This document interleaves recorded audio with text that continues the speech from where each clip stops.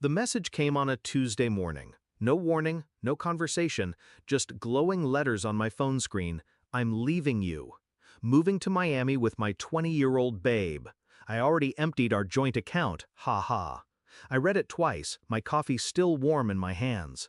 No panic, no tears, just silence, the kind that settles before a storm. I typed one reply, good luck, because luck was the only thing he had left. When I first met Mark, I mistook charm for love. He knew how to make promises sound like facts. He knew how to make me believe I was safe. We built a house, raised dreams, shared everything down to the last cent, or so I thought. Looking back, the signs were there. The gym sessions that stretched longer, the phone flipped face down, the sudden obsession with tanning. A man approaching 50 trying to rewind time with cologne and protein shakes. I noticed. I always noticed. But instead of confronting him, I started preparing. The first thing I did was visit the bank.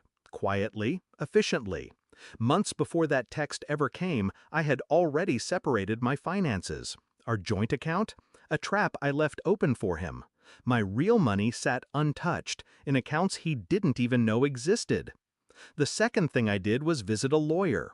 Prenup, property deeds, retirement funds, all secured under my name. Mark loved to brag, but he never loved to read the fine print. And the third thing? My masterpiece. I moved the house into a trust, legally untouchable. By the time he ran off, everything he thought he owned had already slipped from his grasp. So when that text arrived, when he gloated about emptying what he thought was our life savings, I almost laughed. He had drained a shell account, barely enough to cover 1 month in Miami. He thought he had destroyed me. In reality, he had set himself on fire. He called 3 days later. His voice was smug, lazy, drunk on sunshine. You see my photos? Babe looks amazing in a bikini. Miami's perfect. Don't wait up. I let him talk, let him savor his fantasy. I said nothing about the letter already on its way. Certified mail, signed by my attorney. Divorce papers. Filed and finalized with evidence of infidelity stapled neatly inside. It didn't take long for the cracks to show. Miami is expensive.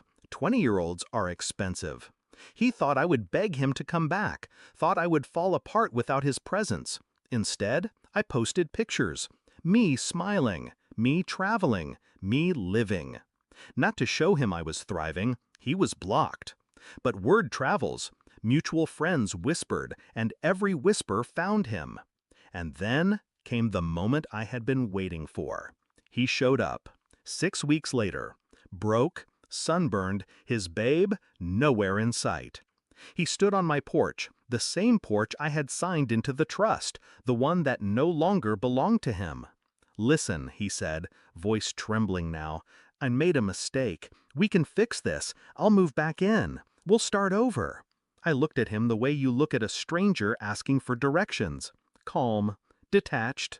You already moved out, I said. With her, remember?